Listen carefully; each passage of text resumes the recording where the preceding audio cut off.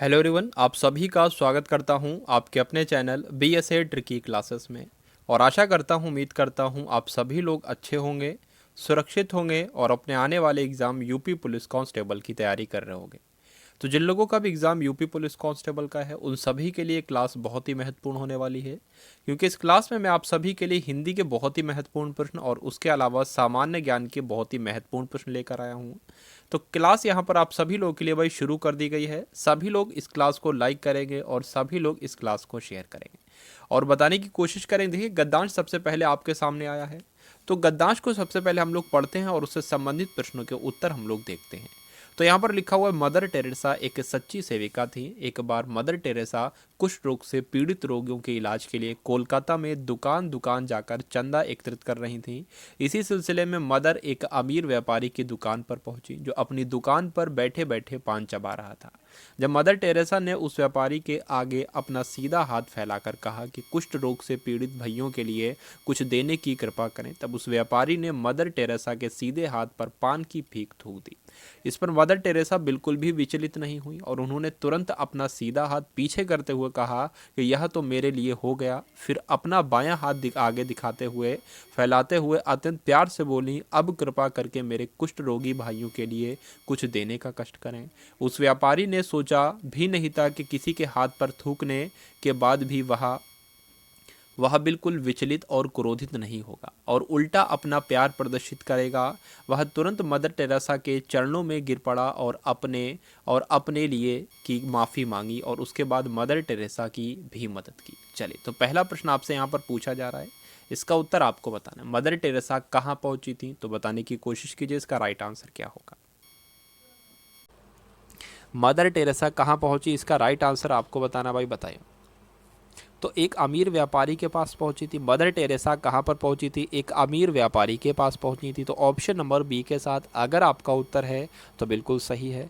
Mother Teresa ने व्यापारी के आगे हाथ फैलाकर क्या कहा, बताइए भाई। हाथ फैलाकर क्या कहा, कुष्ठ रोग से पीड़ित भाइयों के लिए कुछ देने की कृपा करें, उनके भाइयों के लिए कुछ देने की कृपा करें, बच्चों के लिए कुछ देने की कृपा करें या वृद्धों के लिए कुछ देने की कृपा करें। तो क्या कहा भाई, कुष्ठ रोग के लिए कहा, कुष्ठ रोग से पीड़ित भाइयों के लिए कुछ देने की कृपा करें। तो इस प्रकार से आपका सही उत्तर अगर जा रहा है ऑप्शन नंबर ए के साथ, तो बिल्कुल सही उत्तर है। मदर टेरेसा कौन थी, एक सच्ची गायिका थी, सच्ची मित्र थी, सच्ची सेविका थी या सच्ची कलाकार थी। तो राइट आंसर यहाँ पर क्या होगा भाई, गद्यांश के अनुसार आपके इस प्रश्न का सही उत्तर एक सच्ची सेविका थी, यानी कि ऑप्शन नंबर सी इस प्रश्न का बिल्कुल सही उत्तर है। Very good. अगला प्रश्न देखिए, 80 की आमद 84 का खर्च, इस लोकोक्ति का आपको अर्थ बताना है, क्या होता है बताइए। आमदनी से कम खर्च, खर्च से ज़्यादा आमदनी, आमदनी से ज़्यादा खर्च या उपरोक्त में से कोई नहीं। तो यहाँ पर आप सभी लोग याद रखोगे कि 80 की आमद 84 का खर्च, इस लोकोक्ति का अर्थ जो होगा आमदनी से ज़्यादा खर्च होगा। आमदनी से ज़्यादा खर्च होगा, तो ऑप्शन नंबर सी आपके इस प्रश्न का बिल्कुल सही उत्तर हो जाएगा। तो जो लोग भी ऑप्शन नंबर सी को उत्तर के रूप में चुन रहे हैं, तो बिल्कुल सही उत्तर है। अगला प्रश्न देखिए कि निम्न पंक्तियों में रस आपको बताना है कौन सा है। कहत नटत रीझत खिजत, मिलत खिलत लजियात, भरे भौन में करत है नयनन ही सोबात। तो श्रृंगार रस है, आपको बताना है। संयोग श्रृंगार रस है, करुण रस है, हास्य रस है या रौद्र रस है, बताइए। तो यहाँ पर देखिए कौन सा रस है, श्रृंगार रस है। और बात करें श्रृंगार में कौन सा रस है, तो आप लोग कहोगे संयोग श्रृंगार रस है। तो इस प्रकार से इस प्रश्न का सही उत्तर क्या हो जाता है, ऑप्शन नंबर ए हो जाता है। अगला प्रश्न देखिए, त्रिलोचन में आपको समास बताना है। भाई बताइए कौन सा है। देखिए, त्रिलोचन की बात करें तो इसका मतलब क्या होगा, 3 नेत्र हैं जिसके, और 3 नेत्र किसके होते हैं, शिव के होते हैं। तो यहाँ पर आपका जो समास होगा वो क्या हो जाएगा, बहुब्रीहि समास हो जाएगा। तो अगर आपका भी उत्तर ऑप्शन नंबर ए के साथ जा रहा है, तो बिल्कुल सही उत्तर है आप सभी लोगों का। अगला प्रश्न देखिए, आप लोग आपके शुद्ध वर्तनी वाले शब्द का चयन आपको करना है। बताइए, शुद्ध वर्तनी वाले शब्द का आप सभी लोगों को यहाँ पर चयन करना है। बताइए। देखिए, कवित्री ऐसा नहीं लिखा जाता है, तदुपरांत भी नहीं, पूजने भी नहीं। यहाँ पर अंताक्षरी की बात करें तो ये आपका कैसा हो जाएगा, इसकी वर्तनी बिल्कुल सही हो जाएगी और यही आपके इस प्रश्न का बिल्कुल सही उत्तर हो जाता है।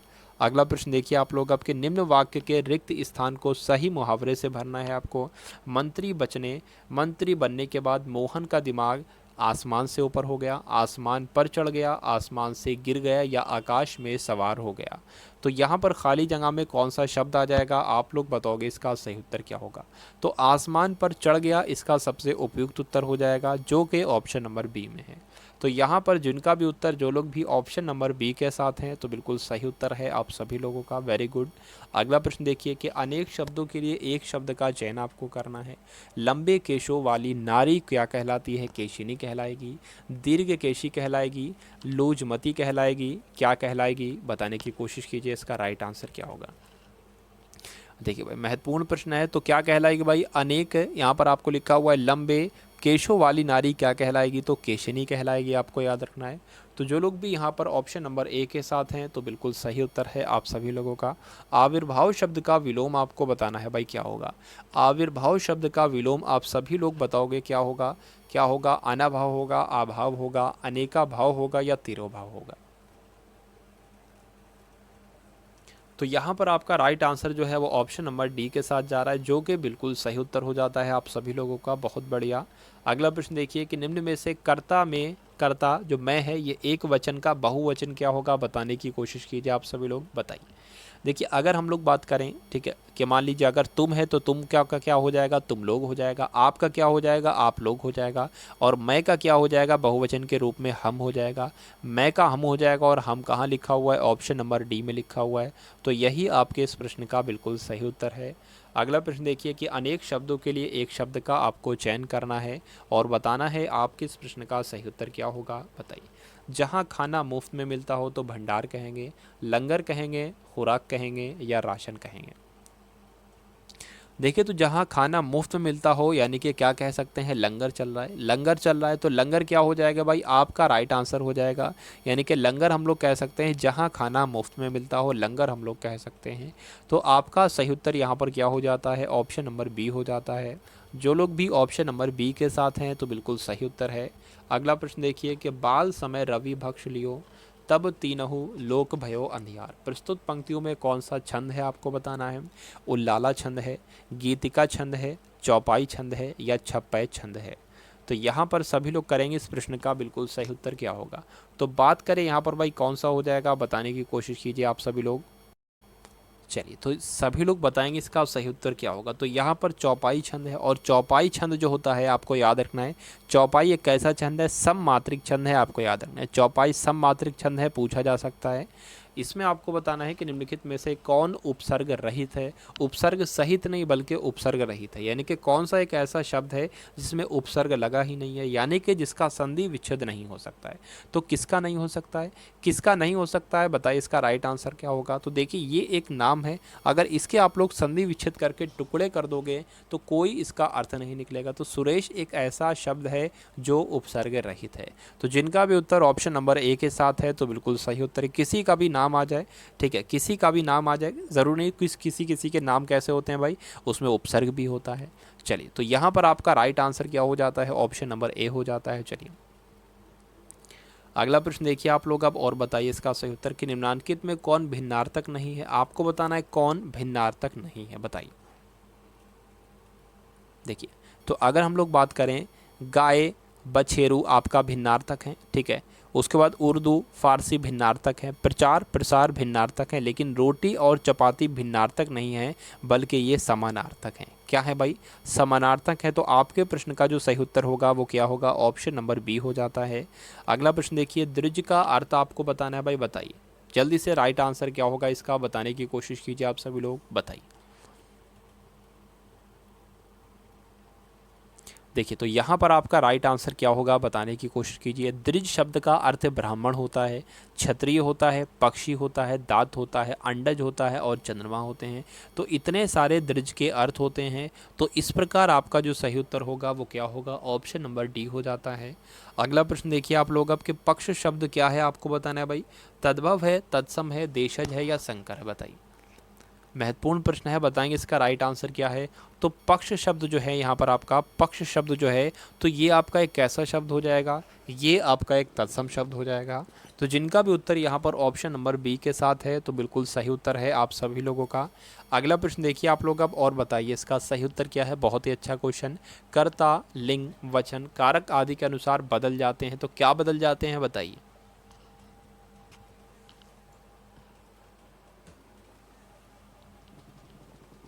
सभी लोग करेंगे भाई इस प्रश्न का सही उत्तर क्या हो सकता है। देखिए अगर हम लोग यहाँ पर मुहावरों की बात करें तो मुहावरे जो हैं ये कर्ता, लिंग, वचन, कारक आदि के अनुसार जो है बदल जाते हैं। ये बात आप सभी लोगों को याद रखना है। तो जो लोग भी यहाँ पर ऑप्शन नंबर बी के साथ हैं तो बिल्कुल सही उत्तर है। अगला प्रश्न देखिए कि जिन वाक्यों से किसी क्रिया के करने या होने की सूचना मिलती है वो शब्द क्या कहलाते हैं बताइए। विधानवाचक, संदेहवाचक, संकेतवाचक या इच्छावाचक। तो वो शब्द क्या कहलाते हैं, विधानवाचक उनको कहते हैं। क्या कहते हैं भाई, विधानवाचक कहलाते हैं। जिन वाक्यों से किसी क्रिया के करने या होने की सूचना मिलती है वो वाक्य आपके विधानवाचक कहलाते हैं। शुद्ध वाक्य का आपको चयन कर, इसमें से कौन सा वाक्य शुद्ध है आप लोग बताओगे। मोहन ने सहायता मुझे दी, हो जाती है प्रेम और मोहब्बत, भैंस का दूध ताकतवर होता है या भाषण प्रधानमंत्री देता है।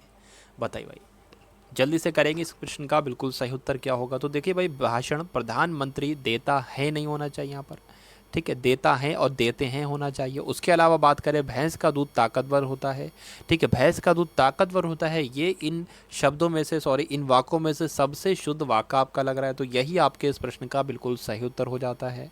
अगला प्रश्न देखिए, वाक्य में एक से अधिक उपवाक्यों का मिश्रण होता है, इसमें एक प्रधान उपवाक्य होता है और शेष उपवाक्य आश्रित होता है। तो बताइए भाई कौन से वाक्य की बात चल रही है, कौन से वाक्य की बात चल रही है, बताने की कोशिश कीजिए आप सभी लोग।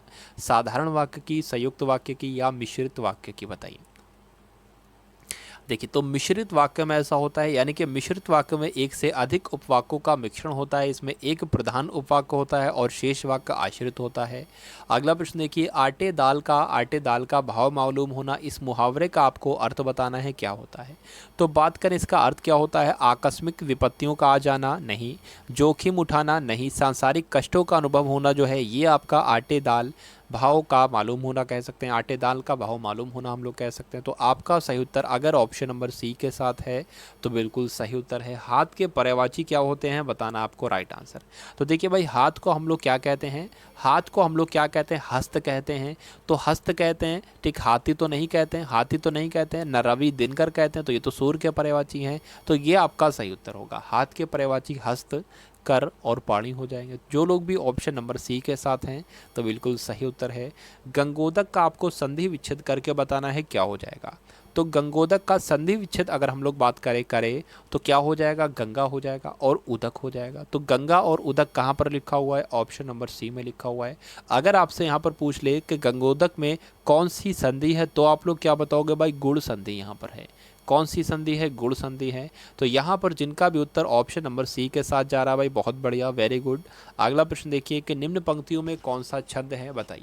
कौन सा छंद है, सुनी केवट के बैन, प्रेम लपेटे अटपटे, बिहसे करुणा एन, चित ही जानकी लखन तन। तो आपको बताना है बरवय है, सोरठा है, दोहा है या चौपाई है। जो जल्दी से करेंगे इसका राइट आंसर आप सभी लोग। देखिए अगर हम लोग बात करें, ठीक, अगर हम लोग यहाँ पर बात करें इन पंक्तियों में क्या हो जाएगा भाई, सोरठा छंद हो जाएगा, सोरठा छंद हो जाएगा। और आप सभी को पता है सोरठा के पहले और तीसरे में कितनी कितनी मात्राएं होती हैं, 11 मात्राएं होती हैं। और दूसरे और चौथे चरण में कितनी मात्राएं होती हैं, 13 मात्राएं होती हैं, ठीक है। तो अगर आपका उत्तर यहाँ पर जा रहा है ऑप्शन नंबर बी के साथ तो बिल्कुल सही उत्तर है आप सभी लोगों का। केशव दास ने अपनी किस कृति में रस का विवेचन किया है, कवि प्रिय में, रसिक प्रिय में, रामचंद्रिका में या विज्ञान गीतिका में, बताइए। राइट आंसर आपके इस प्रश्न का बिल्कुल सही उत्तर क्या हो सकता है, बताने की कोशिश कीजिए। तो यहाँ पर देखिए रसिक प्रिया आपको याद रखना है, केशव दास की रचना है रसिक प्रिया और केशव दास ने अपनी कृति रसिक प्रिया में रस का विवेचन किया गया है, आप सभी लोगों को याद रखना है। तो जो लोग भी ऑप्शन नंबर बी के साथ हैं तो बिल्कुल सही उत्तर है। अगला प्रश्न देखिए कि हिमकर और मृगांक पर्यायवाची किसके हैं, हिमालय के हैं, चंद्रमा के हैं, हिमगंगा के हैं या हिम समुद्रम के हैं, बताइए। हिम समुद्र के हैं। तो देखिए महत्वपूर्ण प्रश्न है, आप सभी लोगों को याद रखना है कि हिमकर शब्द हो गया और मृगांक शब्द हो गया। तो मृगांक तो आप सभी को पता है क्या चंद्रमा का पर्यायवाची होता है, चंद्रमा का पर्यायवाची होता है। और हिमकर जो है ये भी आपका चंद्रमा का पर्यायवाची होता है। किसका पर्यायवाची है? चंद्रमा का। तो यहाँ पर आपका जो सही उत्तर होगा वो क्या होगा? ऑप्शन नंबर बी होगा। अगला प्रश्न देखिए कि चमड़ी जाए पर दमड़ी ना जाए, इस लोकोक्ति का आपको बताना है अर्थ क्या होगा? कठोर श्रम करना, बहुत कंजूस होना, सदा गरीबी में रहना, या धन को तुच्छ समझना। तो राइट आंसर क्या होगा आपके इस प्रश्न का भाई बताने की कोशिश कीजिए, आप सभी लोग बताइए। चमड़ी जाए पर दमड़ी ना जाए यानी कि बहुत कंजूस होना। क्या होना भाई? बहुत कंजूस होना। और सभी का उत्तर बिल्कुल सही जा रहा है, ऑप्शन नंबर बी के साथ जा रहा है, जो कि बिल्कुल सही उत्तर है आप सभी लोगों का। अगला प्रश्न देखिए आप लोग अब कि अजायब घर आपको बताना है ये कि ये देशी शब्द है, विदेशी शब्द है, तद्भव शब्द है, या ये एक संकर शब्द है? बताइए, जल्दी से करेंगे इसका राइट आंसर आप सभी लोग क्या हो जाएगा बताइए। देखिए बात करें इसकी संधि विच्छेद करें तो अजायब हो जाएगा। क्या हो जाएगा? अजायब हो जाएगा। और उसके अलावा घर हो जाएगा। क्या हो जाएगा भाई? घर हो जाएगा। घर हो जाएगा, आपको याद रखना है। यहाँ पर अगर हम लोग बात करें, जो अजायब शब्द है ये आपका अरबी का है, ठीक, और जो घर शब्द है ये आपका हिंदी का है। और आप सभी को पता है दो शब्द अलग अलग भाषाओं के मिलते हैं तो वहाँ पर आपका संकर शब्द वो बन जाता है। तो जिनका भी उत्तर डी है तो बिल्कुल सही है। कौन सा विकल्प विलोप है, विलोम है आपको बताना है। कौन सा विकल्प जो है विलोम है आपको बताना है, बताइए। चलिए, तो विधि को न्याय कह सकते हैं, गुण को सगुण कह सकते हैं, आशा को अभिलाषा कहते हैं, लेकिन थोक को फुटकर नहीं कहते हैं। थोक का विलोम होता है फुटकर और फुटकर का विलोम होता है थोक। तो यहाँ पर जिनका भी उत्तर ऑप्शन नंबर डी के साथ जा रहा है तो बिल्कुल सही उत्तर हो जाता है आप सभी लोगों का। वेरी गुड क्लास, बहुत बढ़िया। अगला प्रश्न देखिए आप लोग अब, इसमें आपको बताना है कि निम्न शब्द में से शब्द युग्म के सही अर्थ भेद का आपको चयन करना है। अनल और आतप का बताना है आपको, क्या राइट आंसर हो जाएगा बताइए। तो अनिल का मतलब होता है, देखिए अनिल का मतलब होता है हवा और अनल का मतलब होता है आग, आप सभी लोगों को पता है। तो यहाँ पर आग कौन से ऑप्शन में लिखी है? आप लोग कहोगे ऑप्शन नंबर सी में लिखी हुई है, तो यही आपके प्रश्न का सही उत्तर हो जाएगा। लेकिन आपको याद रखना है अनल का मतलब होता है आग और अतप का मतलब होता है धूप। तो जिनका भी उत्तर ऑप्शन नंबर सी के साथ है तो बिल्कुल सही उत्तर है। तुम्हारी पुस्तक ये नहीं है वह है, रेखांकित शब्द सर्वनाम का कौन सा भेद है बताने की कोशिश कीजिए आप सभी लोग। क्या होगा आपके इस प्रश्न का बिल्कुल सही उत्तर बताइए। यहाँ पर जो वह शब्द आया है आपको बताना है कि ये कैसा सर्वनाम है, पुरुषवाचक, प्रश्नवाचक, संबंधवाचक या निश्चयवाचक। तो यहाँ पर आपका सही उत्तर जो होगा वो क्या होगा भाई? निश्चयवाचक आपके इस प्रश्न का बिल्कुल सही उत्तर हो जाएगा। वह शब्द जो है ये कैसा है भाई? निश्चयवाचक है। और कोई शब्द जो है ये आपका क्या है? अनिश्चयवाचक सर्वनाम है। तो आपका भी right answer option number D के साथ जाना चाहिए। अगला प्रश्न देखिए कि उसका सारा सौंदर्य उसकी आंखों में है, उसके बालों में है, उसकी हंसी में है, या उसके मुखमंडल में है। तो क्या आपका खाली जगह में कौन से शब्द आ जाएगा बताने की कोशिश कीजिए आप सभी लोग, बताइए। चलिए, तो जल्दी से करेंगे आप सभी लोग इस प्रश्न का बिल्कुल सही उत्तर आपका भाई क्या हो सकता है। तो सही शब्द की बात करें, उसका सारा सौंदर्य उसकी कहाँ पर है ये आपको बताना। तो इसका राइट आंसर आपका क्या हो जाएगा? हंसी हो जाएगा। उसकी हंसी में ही उसका सारा सौंदर्य है। तो यहाँ पर आपका भी उत्तर अगर जा रहा है ऑप्शन नंबर सी के साथ तो बिल्कुल सही उत्तर है। इसमें आपको बताना है वह बाजार जाएगा, ये किस काल से संबंधित है बताइए। किस काल से संबंधित है बताने की कोशिश कीजिए, बताइए भाई। देखिए वर्तमान काल की बात करें तो 5 भेद हैं, भूतकाल के 6 भेद हैं और भविष्य काल के 3 भेद हैं। बात करें ये यहाँ पर कौन सा काल का है भाई बताने की कोशिश कीजिए, बताइए। देखिए, तो सबसे पहली बात वह बाजार जाएगा यानी कि बाजार गया था ऐसा भी नहीं है, बाजार ठीक है बाजार जा रहा है ऐसा भी नहीं है, बाजार जाएगा आने वाले समय में। और जो कोई भी काम आने वाले समय में होता है वो भविष्य काल का होता है। या तो बी सही होगा या तो बी सही होगा, या तो बी सही होगा या सी सही होगा। वह बाजार जाएगा, क्या कहा जा रहा है भाई? वह बाजार जाएगा। तो यहाँ पर संभावना तो जताई नहीं जा रही है कि वो बाजार जा सकता है, ठीक है। यहाँ पर एक सामान्य तरीके से कहा जा रहा है। तो आपका यहाँ पर क्या सही उत्तर हो जाएगा? ऑप्शन नंबर बी हो जाएगा। अगला प्रश्न देखिए, उच्चारण के आधार पर जो है वो गा जो है आपको बताना है ओष्ठ है, मूर्धन्य है, तालव्य है या कंठ है, बताइए। देखिए अगर हम लोग यहाँ पर बात करें का, खा, गा, घा, ये सब जो है ये आपके कहाँ पर आ जाते हैं, कंठ में आ जाते हैं। तो यहाँ पर आपका गा कैसा वर्ण हो जाएगा, आपका कंठ वर्ण हो जाएगा। आप सभी लोगों को याद रखना है। तो जो लोग भी यहाँ पर ऑप्शन नंबर डी को उत्तर के रूप में चुन रहे हैं तो बिल्कुल सही उत्तर हो जाता है आप सभी लोगों का। इसमें आपको बताना है इनमें से कौन सा शब्द ओड़ा प्रत्यय से शब्द बना है, बताइए कौन सा ओड़ा शब्द प्रत्यय से बना है। आपको बताना इसका राइट आंसर क्या होगा, बताइए। देखिए तो यहाँ पर अगर हम लोग बात करें हसोड़ा शब्द जो बना है ये इसमें क्या है, प्रत्यय के रूप में क्या है भाई, ओड़ा है। क्या है, ओड़ा है, आपको याद रखना। और हस जो है ये आपका क्या हो जाएगा, उपसर्ग हो जाएगा। तो जिनका भी उत्तर ऑप्शन नंबर डी के साथ था तो बिल्कुल सही उत्तर है। ध्रुव स्वामिनी जो एक नाटक है इसके रचनाकार कौन है, आप लोग बताओगे भाई इसके रचनाकार कौन है, ये आपको बताना है, बताइए। चलिए तो और ये एक जल्दी से बताइए, ये एक नाटक है, ये भी आपको याद रखना है। तो अगर हम लोग यहाँ पर बात करें जय शंकर प्रसाद की ये रचना है, जय शंकर प्रसाद का ये नाटक है, आपको याद रखना है ध्रुव स्वामिनी, ठीक है, स्कंदगुप्त की इन्हीं का है। चलिए अगला प्रश्न देखिए, आप सभी का उत्तर बिल्कुल सही जा रहा था। पूछा जा रहा है कि निम्न वाक्यों में मिश्र वाक्य का आपको चयन करना है, कौन सा इसमें से वाक्य आपको मिश्र वाक्य लग रहा है, बताइए। चलिए देखिए तो अगर हम लोग यहाँ पर बात करें मैं चाहता हूँ तुम्हारे साथ खेलूँ, ये आपका कैसा वाक्य हो जाएगा, ये एक आपका मिश्र वाक्य हो जाएगा। तो जिनका भी उत्तर, जो लोग भी यहाँ पर ऑप्शन नंबर डी के साथ हैं तो बिल्कुल सही उत्तर हो जाता है आप सभी लोगों का। इसमें पूछा जा रहा है पीहू कंप्यूटर ठीक करती है, ये इसमें कौन सा वाच्य, बताइए। देखिए अगर बात करें इंग्लिश में जो है वॉइस कहते हैं वाच्य को, तो दो तरह के होते हैं, एक्टिव वॉइस और पैसिव वॉइस। लेकिन हिंदी की बात करें तो वाच्य तीन प्रकार के होते हैं, कर्तृवाच्य, कर्मवाच्य और भाववाच्य। जिसमें कर्ता की प्रधानता होती है कर्तृवाच्य कहते हैं, कर्म की प्रधानता हो तो कर्मवाच्य कहते हैं, और भाव की प्रधानता होती है तो वहाँ पर आपका भाववाच्य हो जाता है। तो बात करें आपके इस प्रश्न का सही उत्तर क्या होगा भाई, पीहू कंप्यूटर ठीक करती है। तो पूरा जोर किस पर पड़ रहा है, पीहू पर पड़ रहा है। तो पीहू क्या है, एक कर्ता है, तो इस पर किसकी प्रधानता है, कर्ता की प्रधानता है। तो कौन सा वाच्य हो जाएगा, कर्तृवाच्य हो जाएगा। तो जिनका भी उत्तर ए के साथ जा रहा है तो बिल्कुल सही उत्तर है आप सभी लोगों का। Very good class. अगला प्रश्न देखिए कि नंद किशोर आचार्य को साहित्य अकादमी पुरस्कार 2019 किस कृति के लिए दिया गया था, बताइए किस कृति के लिए दिया गया था। जल्दी से करेंगे आप सभी लोग इस प्रश्न का, बिल्कुल सही उत्तर आपका भाई क्या हो सकता है। छीलते हुए अपने को, कागज़ की नाव के लिए, द शैडो लाइंस के लिए, या आम के पत्ते के लिए। तो किसको दिया गया भाई, छीलते हुए अपने को दिया गया, नंद किशोर आचार्य को साहित्य अकादमी पुरस्कार 2019 दिया गया था। अगला प्रश्न देखिए आप लोग अब, तो अब आपके सामने भाई सामान्य ज्ञान संविधान के प्रश्न शुरू हो चुके हैं। तो किसको मौलिक अधिकार से कानूनी अधिकार में परिवर्तित किया गया है, निजता के अधिकार को, मत देने के अधिकार को, समानता के अधिकार को, या संपत्ति के अधिकार को। तो क्या होगा आपके इस प्रश्न का बिल्कुल सही उत्तर भाई बताने की कोशिश कीजिए आप सभी लोग, बताइए। निष्ठा का अधिकार, मत देने का अधिकार, समानता का अधिकार, या संपत्ति का अधिकार। तो यहाँ पर राइट आंसर क्या होना चाहिए। अगर आपका उत्तर ऑप्शन नंबर डी के साथ जा रहा है तो बिल्कुल सही उत्तर है आप सभी लोगों का। अगला प्रश्न देखिए कि मृदा संरक्षण की उस विधि को क्या कहते हैं जिसमें समोच्च रेखाओं पर रोधिकाएं बनाने के लिए पत्थरों, घासों, मृदा का उपयोग किया जाता है, और रोधिकाओं के सामने जल एकत्रित करने के लिए खाइयाँ बनाई जाती हैं। मल्च बनाना, समोच्च रेखीय रोधिकाएं, या चट्टान बांध, या वेदिका फर्म। तो राइट आंसर आपके इस प्रश्न का क्या हो सकता है बताने की कोशिश कीजिए। देखिए आप सभी लोगों को यहाँ पर याद रखना है कि समोच्चरीय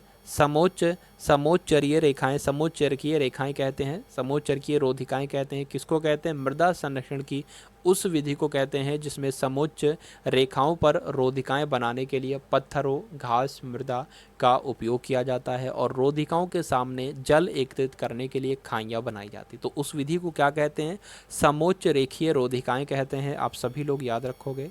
अगला प्रश्न देखिए कि अग्निशामकों में से कौन सी गैस निकलती है, carbon monoxide, chlorine, carbon dioxide, या नाइट्रोजन। तो कौन सी गैस निकलती है आप लोग बताओगे, कार्बन डाइऑक्साइड गैस निकलती है। कौन सी गैस निकलती है, महत्वपूर्ण प्रश्न है, कार्बन डाइऑक्साइड गैस निकलती है। अगला प्रश्न देखिए कि निम्नलिखित में से किससे देश का सकल घरेलू उत्पाद प्राप्त नहीं होता है। तो कृषि क्षेत्रक से नहीं होता है, औद्योगिक क्षेत्रक से नहीं होता है, अंतर्राष्ट्रीय क्षेत्रक से नहीं होता है, या सेवा क्षेत्रक से नहीं होता है, बताइए।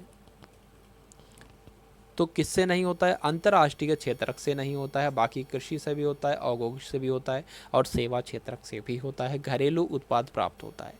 अगला प्रश्न देखिए आप लोग, अब इसमें आपको बताना है कि अल बरूनी द्वारा अरबी में लिखित किताब जिसमें उपमहाद्वीप का लेखा जोखा मिलता है, इसका नाम आपको बताना है। बताइए भाई, किताबुल हिंद, किताबुल भारत, पुस्तक उल हिंद या पुस्तक उल भारत। तो यहाँ पर आपका जो सही उत्तर होगा वो क्या होगा भाई, अल बरूनी के द्वारा कौन सी पुस्तक लिखी गई थी, आप लोग बताओगे किताबुल हिंद लिखी गई थी। तो यहाँ पर इसमें क्या है भाई, उपमहाद्वीप का लेखा जोखा मिलता है किताबुल हिंद पुस्तक में, जो आपकी अल बरूनी के द्वारा लिखित है। अगला प्रश्न देखिए आप लोग, अब इसमें आपको बताना है कि जिद्दा नाम की रानी ने भारत के किस भाग पर 980 1003 तक शासन किया। बताइए भाई, बताइए। तो अवध भाग पर, कश्मीर भाग पर, सिंध भाग पर या बंगाल भाग पर। तो कौन से भाग पर किया बताएंगे इसका राइट आंसर आप सभी लोग। तो कहाँ पर किया भाई, कश्मीर भाग पर किया, आप सभी लोगों को याद रखना है। अगला प्रश्न देखिए आप लोग अब, और बता दीजिए इस प्रश्न का सही उत्तर क्या हो सकता है। पूछा जा रहा है कि सतलज तथा काली नदियों के बीच स्थित हिमालय के भाग को किस नाम से जाना जाता है। बताइए, किस नाम से जाना जाता है, पंजाब हिमालय, नेपाल हिमालय, कुमायूं हिमालय या असम हिमालय। तो किस नाम से जाना जाता है, आपका उत्तर यहाँ पर होगा कुमायूं हिमालय नाम से जाना जाता है। किस नाम से जाना जाता है भाई, कुमायूं हिमालय नाम से जाना जाता है, आप सभी लोगों को याद रखना है। बहुत बढ़िया। अगला प्रश्न देखिए कि पूना समझौता महात्मा गांधी और के बीच हुआ था। तो किसके बीच हुआ था, मोहम्मद अली जिन्ना, महात्मा गांधी और मोहम्मद अली जिन्ना, लॉर्ड इरविन के बीच हुआ था, सुभाष चंद्र बोस या महात्मा गांधी या भीमराव अंबेडकर के बीच हुआ था। बताइए, महत्वपूर्ण प्रश्न है, आप सभी लोग याद रखोगे। जो पूना समझौता हुआ था ये महात्मा गांधी और भीमराव अंबेडकर के बीच हुआ था, आप सभी लोगों को याद रखना है। चलिए अगला प्रश्न देखिए आप लोग अब, और बता दीजिए इस प्रश्न का सही उत्तर क्या हो सकता है। पूछा जा रहा है कि किस गवर्नर जनरल ने भारत में सती प्रथा का अंत किया था। बताइए, कौन से गवर्नर थे वो, लॉर्ड कैनिंग थे, लॉर्ड रिपन थे, लॉर्ड विलियम बेंटिक थे या लॉर्ड डलहौजी थे। तो उनका नाम क्या था, बताने की कोशिश कीजिए आप सभी लोग इसका राइट आंसर। तो लॉर्ड विलियम बेंटिक, आप सभी लोगों को याद रखना है। एक एक प्रश्न भाई बहुत ही महत्वपूर्ण है। लॉर्ड विलियम बेंटिक ने भारत में सती प्रथा का अंत किया था, आपको याद रखना है। चलिए इसमें आपसे पूछा जा रहा है संविधान के अनुच्छेद यानी कि कौन से अनुच्छेद के तहत सर्वोच्च न्यायालय में और संविधान के अनुच्छेद कौन से अनुच्छेद के तहत किसी राज्य के उच्च न्यायालय में जनहित याचिका यानी कि PIL दायर की जा सकती है। बताइए, महत्वपूर्ण प्रश्न है भाई, बताएंगे इसका राइट आंसर क्या हो सकता है। बताइए, तो यहाँ पर देखिए बात करें, ठीक है, बात करें संविधान के अनुच्छेद 32 के तहत जो है, ठीक है, 32 के तहत सर्वोच्च न्यायालय में जनहित याचिका दायर की जा सकती है और उसके अलावा 226 में उच्च न्यायालय में जनहित याचिका दायर की जा सकती है। तो आपका राइट आंसर हो जाता है ऑप्शन नंबर बी। अगला प्रश्न देखिए आप लोग अब, इसमें आपसे पूछा जा रहा है कि संयुक्त राष्ट्र द्वारा मानव अधिकारों की सार्वभौमिक घोषणा को चिन्हित करने के लिए हर वर्ष किस तिथि को अंतर्राष्ट्रीय मानव अधिकार दिवस मनाया जाता है। तो मैं आपको कई बार बता चुका हूँ भाई, अंतर्राष्ट्रीय मानव अधिकार दिवस कब मनाया जाता है, बताने की कोशिश कीजिए। बताइए भाई, देखिए अगर हम लोग बात करें 10 सितंबर, 10 अक्टूबर, 10 नवंबर या 10 दिसंबर, तो आप सभी को पता है कि 10 दिसंबर को अंतर्राष्ट्रीय मानवाधिकार दिवस मनाया जाता है। तो जिनका भी उत्तर ऑप्शन नंबर डी के साथ जा रहा है, बिल्कुल सही उत्तर हो जाता है आप सभी लोगों का। इसमें आप लोग बताओगे कि पौधों में पानी और पोषक तत्वों के परिवहन के लिए संवहनी ऊतक को फ्लोएम ऊतक कहते हैं, कोलेन कायमा ऊतक कहते हैं, जाइलम ऊतक कहते हैं या स्केलेरन कायमा ऊतक कहते हैं। तो क्या आपके इस प्रश्न का बिल्कुल सही उत्तर होगा, इंपॉर्टेंट क्वेश्चन है। तो क्या कहते हैं भाई, जाइलम कहते हैं, यानी कि पौधों में पानी और पोषक तत्वों के परिवहन के लिए संवहनी ऊतक को हम लोग जाइलम ऊतक कहते हैं, आप सभी लोगों को याद रखना है। अगला प्रश्न देखिए कि तीसरी बौद्ध परिषद किस शहर में आयोजित की गई, साकेत में, पाटलिपुत्र में, वैशाली में या राजगृह में। बताइए, ये भी आपका अच्छा क्वेश्चन है और कई बार पूछा जा चुका ये प्रश्न है। तो महत्वपूर्ण प्रश्न है, तीसरी बौद्ध परिषद किस शहर में आयोजित की गई, तो आप लोग बताओगे पाटलिपुत्र में। पाटलिपुत्र में जो है ये तीसरी बौद्ध परिषद आयोजित की गई, इंपॉर्टेंट क्वेश्चन है, आप सभी लोगों को याद रखना है भाई। अगला प्रश्न देखिए कि भारतीय रिजर्व बैंक की स्थापना कब की गई। तो भारतीय रिजर्व बैंक RBI की स्थापना कब की गई, जल्दी से बताइए। गवर्नर तो इसके शक्तिकांत दास हैं, ठीक, हेडक्वार्टर इसका मुंबई में है। पहले इसका हेडक्वार्टर कहाँ पर था, कलकत्ता में था, लेकिन इसकी स्थापना के बारे में इस प्रश्न में पूछा जा रहा है। तो 1 अप्रैल 1935 को इसकी स्थापना की गई। आपका राइट आंसर अगर जा रहा है ऑप्शन नंबर बी के साथ, तो बिल्कुल सही उत्तर है आप सभी लोगों का। अगला प्रश्न देखिए कि यदि किसी वस्तु के लिए उपभोक्ता की मांग उसी दिशा में है जिस दिशा में उपभोक्ता की आय है, तो उस वस्तु के लिए उपभोक्ता की मांग का उसकी कीमत के साथ विपरीत संबंध होता है, उसे हम लोग मांग का नियम कहेंगे, पूर्ति का नियम कहेंगे, प्रतिस्थापन का नियम कहेंगे, या इष्टतम चुनाव का नियम कहेंगे। बताइए तो क्या होगा आपके इस प्रश्न का बिल्कुल सही उत्तर भाई बताने की कोशिश कीजिए आप सभी लोग। बताइए भाई, देखिए बताइए। तो उसको ही हम लोग क्या कहते हैं भाई, मांग का नियम कहते हैं। क्या कहते हैं, मांग का नियम कहते हैं। आप सभी लोगों को याद रखना है आपके इस प्रश्न का सही उत्तर क्या होगा, ऑप्शन नंबर ए। अगला प्रश्न देखिए कि प्लासी की जंग कह लो, प्लासी की लड़ाई कह लो, प्लासी का युद्ध कह लो। तो प्लासी के युद्ध के बाद सिराजुद्दौला को मार दिया गया और किसको नवाब बनाया गया, मीर जाफ़र को, मीर कासिम को, हैदर अली को, या टीपू सुल्तान को। तो किसको बनाया गया भाई, बताने की कोशिश कीजिए आप सभी लोग। इस प्रश्न का सही उत्तर क्या हो सकता है। तो किसको बनाया गया, मीर जाफ़र को बनाया गया। इंपॉर्टेंट क्वेश्चन है। प्लासी के युद्ध के बाद सिराजुद्दौला मर गया नहीं बल्कि मार दिया गया, और उसके बाद मीर जाफ़र को नवाब बनाया गया। इंपॉर्टेंट क्वेश्चन था। अगला प्रश्न देखिए कि राजकुमार खुर्रम आगे चलकर सम्राट कहलाया कहाँ का। बताइए राजकुमार खुर्रम आगे चलकर सम्राट कहलवाया शाहजहां, ठीक है, अच्छा शाहजहां कहलवाया। जो राजकुमार खुर्रम यानी कि किसका नाम जो था खुर्रम था, ये आपसे कुल मिला के पूछा जा रहा है। शाहजहां का, जहांगीर का, बाबर का, या अकबर का। बताइए तो सभी लोग करेंगे आपके इस प्रश्न का बिल्कुल सही उत्तर भाई क्या हो सकता है। तो अगर आपका उत्तर जा रहा है शाहजहां के साथ तो बिल्कुल सही उत्तर है। शाहजहां का पहले नाम खुर्रम था और ये आगे चलकर जो है ये शाहजहां के नाम से भाई सत्तासीन हुए। अगला प्रश्न देखिए आप लोग अब, और बता दीजिए इस प्रश्न का सही उत्तर क्या हो सकता है। पूछा जा रहा है कि को सामान्य रूप से शैल, मलबा या ढाल से गिरने वाली मिट्टी के बृहद संचलन के रूप में परिभाषित किया जाता है। किसको किया जाता है, भूकंप को, चक्रवात को, या भूस्खलन को। बताइए तो किसको किया जाता है भाई, आपको याद रखना है। भूस्खलन को सामान्य रूप से शैल, मलबा, ढाल से गिरने वाली मिट्टी के वृहद संचलन के रूप में परिभाषित किया जाता है। याद रखना है आप सभी लोगों को। अगला प्रश्न देखिए कि भारत की मुख्य भूमि का अक्षांश के बीच होता है। तो राइट आंसर जल्दी से कमेंट में बता दीजिए आप सभी लोग, क्या इसका सही उत्तर हो सकता है। चलिए तो यहाँ पर आपका जो सही उत्तर होगा वो क्या होगा, ऑप्शन नंबर ए के साथ यहाँ पर जिनका भी उत्तर जा रहा है तो बिल्कुल सही उत्तर हो जाता है आप सभी लोगों का। अगला प्रश्न देखिए आप लोग अब कि अवतल दर्पण द्वारा पर्दे पर बनने वाले प्रतिबिंब को क्या कहा जाता है। आभासी प्रतिबिंब, वास्तविक प्रतिबिंब, उल्टा प्रतिबिंब, या सीधा प्रतिबिंब। बताइए ये भी आपका अच्छा क्वेश्चन है। बताइए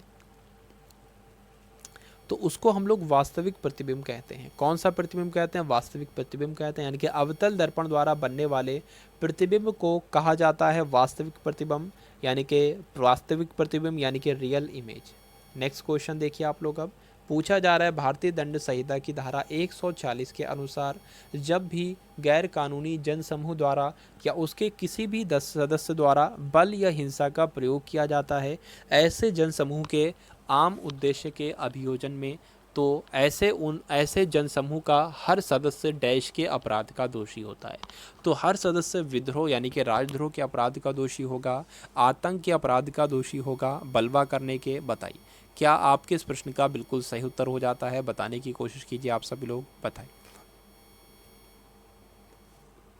चलिए तो यहाँ पर आपका सही उत्तर क्या हो जाएगा भाई, बलवे का दोषी होगा। ठीक है, हर बंदा जो होगा उस समय उस स्थिति में बलवे करने का दोषी होगा। तो जो लोग भी ऑप्शन नंबर सी के साथ हैं तो बिल्कुल सही उत्तर है आप सभी लोगों का। ये आप लोग भाई ठीक है, ये आप लोग देख लीजिए और बता दीजिए इस प्रश्न का बिल्कुल सही उत्तर क्या हो सकता है। इस ट्रैफिक चिन्ह का आपको अर्थ बताना है। बताइए इस ट्रैफिक चिन्ह का आपको अर्थ बताना है, क्या इसका राइट आंसर हो जाएगा। बताइए देखिए आगे फर्नीचर की दुकानें, अस्पताल, या विश्राम स्थल, या आवासीय क्षेत्र। चलिए तो अगर यहाँ पर बात करें, ठीक है, विश्राम भाई बेड बना हुआ है तो क्या हो जाएगा, विश्राम स्थल हो जाएगा। हॉस्पिटल में विश्राम स्थल आपके इस प्रश्न का बिल्कुल सही उत्तर हो जाता है। अगला प्रश्न देखिए कि अपकृत कानून में एक महत्वपूर्ण मामला था और पूर्ण देयता नियम के सिद्धांत को प्रस्तुत करने का एक कारण था। AC मेहता बनाम भारत संघ, गोलकनाथ बनाम पंजाब राज्य, लाल बिहारी बनाम बिहार राज्य, या केशव आनंद भारतीय बनाम केरल राज्य। तो राइट आंसर यहाँ पर आपके इस प्रश्न का क्या हो सकता है, बताने की कोशिश कीजिए आप सभी लोग भाई। बताइए देखिए, आप सभी लोगों को याद रखना है, एम.सी. मेहता बनाम भारत संघ यानी कि अपकृत कानून में एक महत्वपूर्ण मामला था और पूर्ण देयता नियम के सिद्धांत को प्रस्तुत करने का एक कारण था। तो ए.सी. मेहता बनाम भारत संघ आपके इस प्रश्न का बिल्कुल सही उत्तर होगा। अगला प्रश्न देखिए कि भारत सरकार के राजस्व और व्यय के लेखा परीक्षा के लिए भारत की संसद द्वारा गठित संसद के चयनित सदस्यों की एक समिति होती है, बताइए। तो लोक लेखा समिति होगा या आपके भारतीय नियंत्रक महालेखा परीक्षक या सार्वजनिक उपक्रमों का समिति या वित्त आयोग।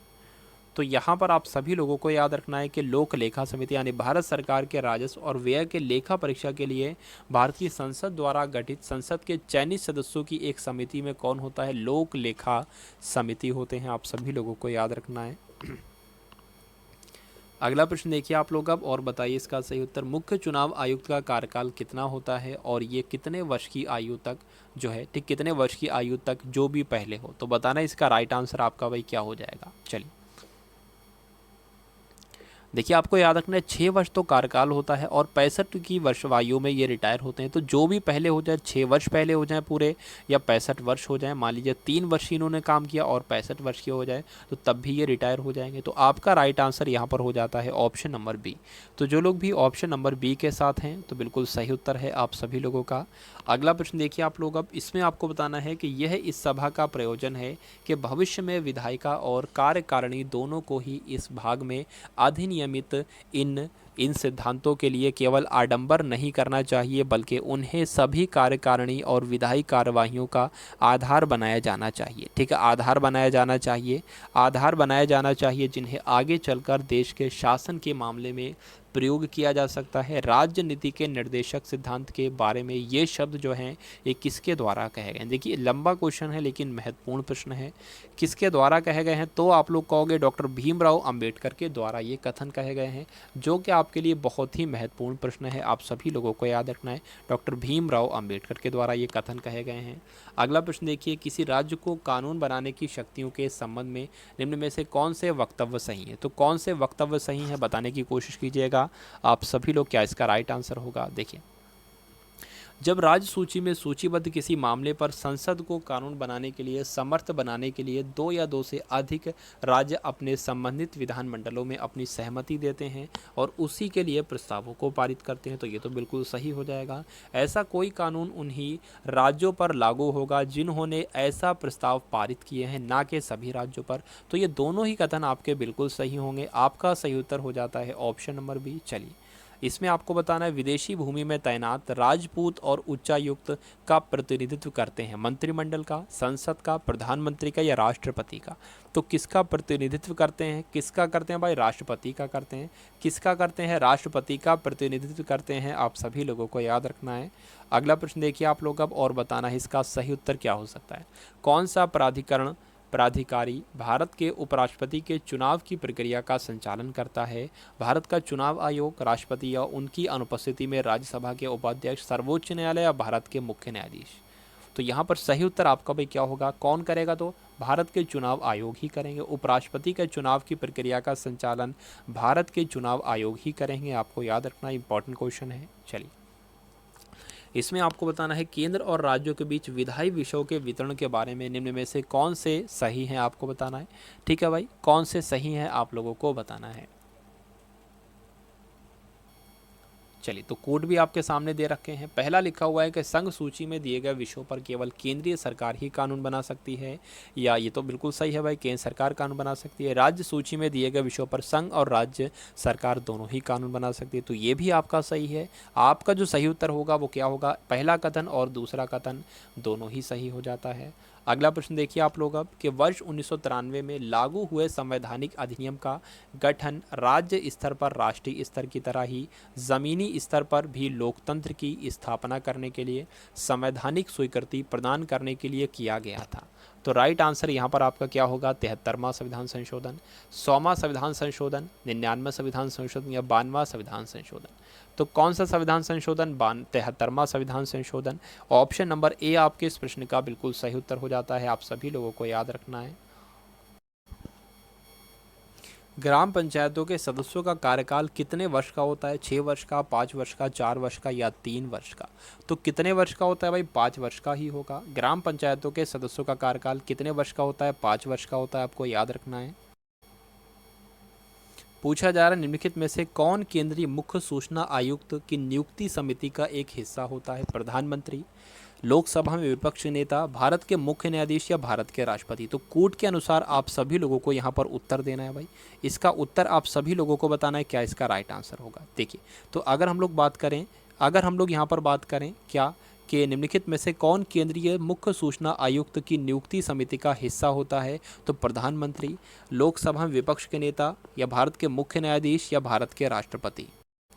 तो देखिए भाई, प्रधानमंत्री होते हैं, कौन होते हैं? प्रधानमंत्री होते हैं, लोकसभा में विपक्ष के नेता होते हैं। प्रधानमंत्री होते हैं और लोकसभा में विपक्ष के नेता होते हैं, आपको याद रखना है। तो आपका राइट आंसर जो होगा वो क्या हो जाता है? पहला और दूसरा कथन आपका बिल्कुल सही है, यानी कि ऑप्शन नंबर बी आपका राइट आंसर हो जाता है। अगला प्रश्न देखिए आप लोग अब, जीवन का संरक्षण और व्यक्तिगत आज़ादी मौलिक अधिकार के अंग हैं समानता के, शोषण के खिलाफ के, संवैधानिक उपायों के या स्वतंत्रता के? तो ये भी आपका अच्छा क्वेश्चन है, बताने की कोशिश कीजिए। तो जीवन का संरक्षण, व्यक्तिगत और आज़ादी मौलिक अधिकार के अंग है स्वतंत्रता के। तो आपका राइट आंसर यहाँ पर क्या हो जाता है? ऑप्शन नंबर डी हो जाता है, आपको याद रखना है। तो जो लोग भी ऑप्शन नंबर डी के साथ हैं तो बिल्कुल सही उत्तर है आप सभी लोगों का। चलिए भाई, ये आज का आपका अंतिम प्रश्न था। आप सभी को वीडियो को लाइक करके जाना है और सभी को वीडियो को शेयर करना है। तो मिलते हैं हम सभी लोग आने वाली वीडियो में। जय BSA, जय BSA, जय BSA, जय हिंद, वंदे मातरम।